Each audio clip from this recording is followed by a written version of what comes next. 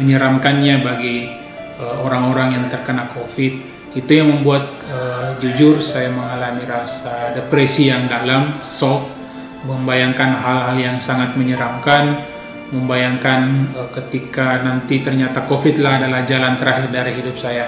Sangat menakutkan memang ketika kita divonis. Alhamdulillah hari ini sudah sehat bugar seperti biasa.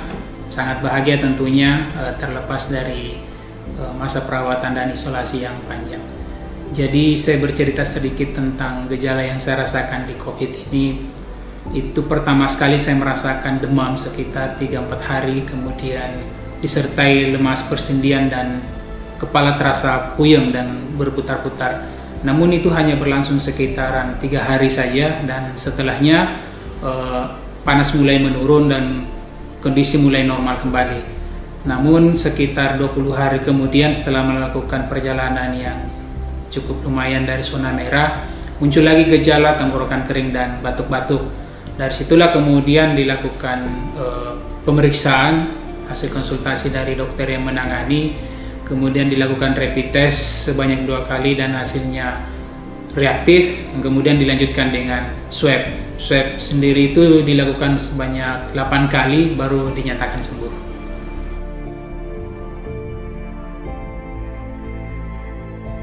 Secara detail saya tidak tahu persis terpapar di mana. Yang pasti saya melakukan perjalanan dari Bogor, kemudian menuju Mamuju melalui Makassar. Kemudian dari Mamuju lagi kembali ke Entikong melalui Jakarta dan Pontianak. Detailnya sebenarnya saya memprediksi terpapar di fasilitas-fasilitas umum, di mana seperti di bandara ataupun di tempat-tempat makan.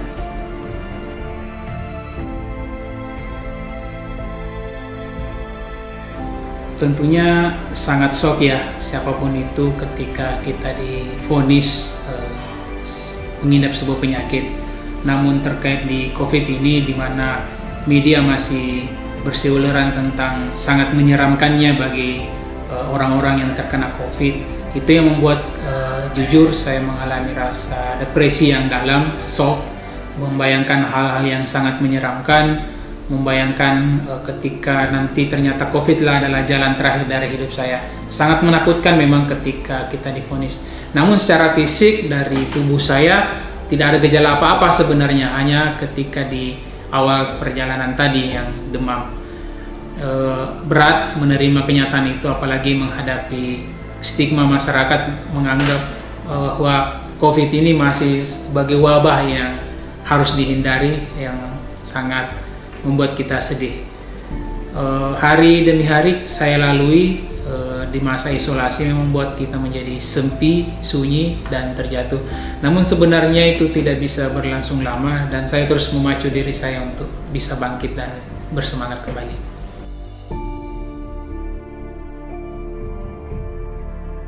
Ini merupakan proses yang panjang sebenarnya. Jadi riwayat mulai dari penetapan status ODP sebagaimana protokol kesehatan, itu ODP pertama dengan masa isolasi 14 hari itu sekitar tanggal 21 Maret ya, ODP pertama di Mamuju. Kemudian saya melanjutkan perjalanan kembali ke Entikong dengan status ODP yang kedua itu mulai dari 7 April. Nah, sekitaran itu kemudian saya ada mengeluhkan gejala batuk dan tenggorokan kering. Kemudian dilakukan rapid test yang pertama itu sekitar 27 April.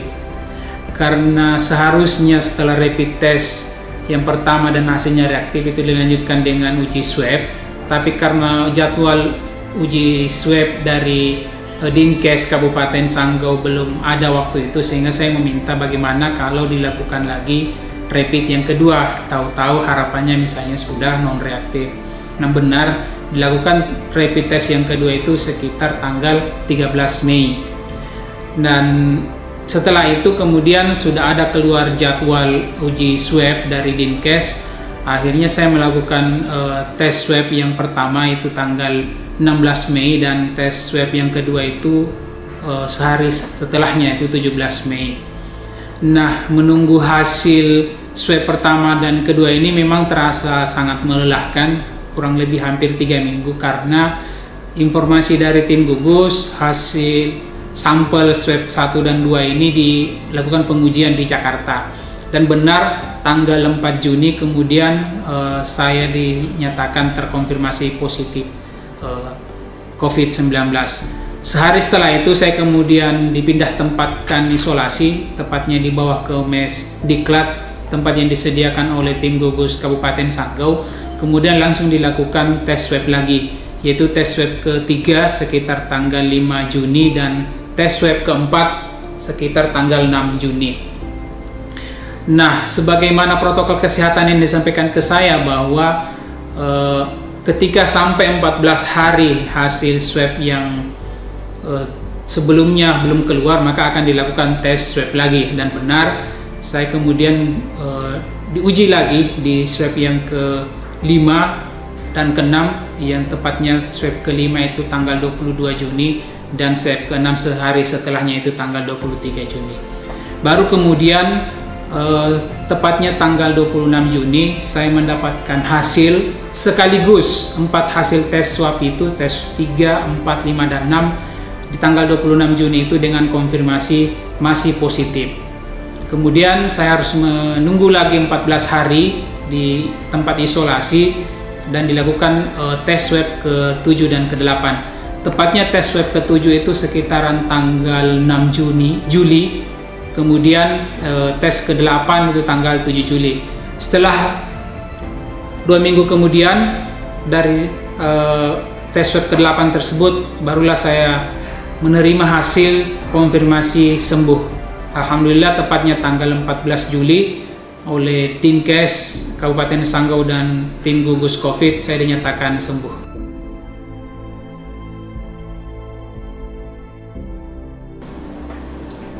Berbicara tentang bagaimana berjuang dari kesembuhan COVID-19, bagi saya pribadi ini bukan pekerjaan yang mudah ya.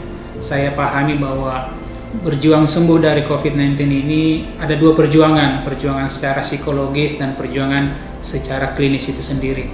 Perjuangan psikologis adalah bagaimana membangun motivasi diri saya, bagaimana membangun mental saya agar semakin kuat, bahwa saya terus memacu diri saya bahwa harus sembuh, harus sehat, dan harus kembali normal. Saya memacu diri saya bahwa COVID bisa disembuhkan, bahwa COVID bisa dikalahkan.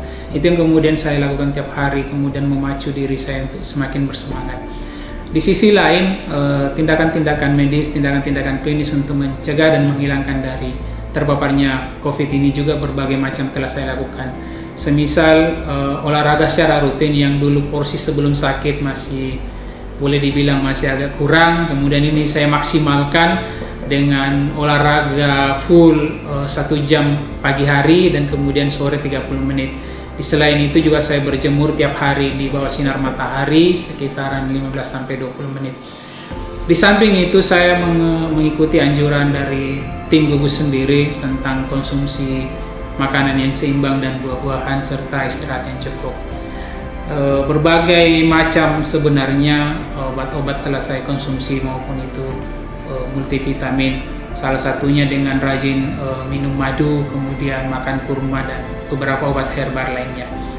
Itu terus yang saya lakukan. Kemudian meskipun di dalam masa isolasi dan perawatan itu, kalau boleh saya bilang beberapa kali jatuh sebenarnya, karena saya melewati masa isolasi di rumah sakit itu hampir mencapai 2 bulan. Tentunya bisa dibayangkan ketika masa isolasi itu ada pasien keluar masuk, pasien yang terkonfirmasi positif, kemudian hanya beberapa hari di ruang isolasi, kemudian sudah dinyatakan sembuh, tetapi saya kok belum sembuh gitu.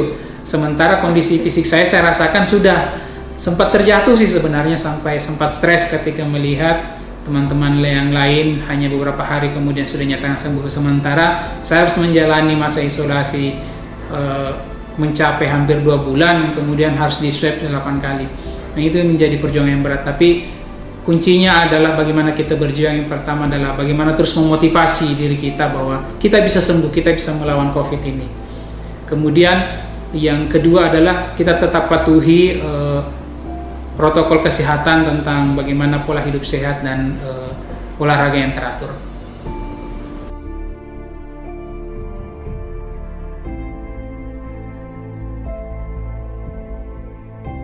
Di momen bahagia ini saya ingin menyampaikan rasa terima kasih saya yang sebesar-besarnya untuk keluarga besar Kementerian Pertanian, terkhusus kepada Menteri Pertanian Republik Indonesia, kepada pimpinan Badan Karantina Pertanian dan jajarannya, kepada pimpinan SKP kelas 1 Entikong dan seluruh keluarga besar, kepada orang tua saya tercinta, kepada anak istri saya dan seluruh keluarga-keluarga saya, kerabat-kerabat kerja saya yang senantiasa mensupport dan selalu mengirimkan doanya kepada saya. Ini yang sangat terasa motivasi bagi saya ketika saya merasakan bahwa saya tidak sendiri di dunia ini, saya harus mampu berjuang dan orang-orang di luar sana menantikan saya kembali untuk sembuh.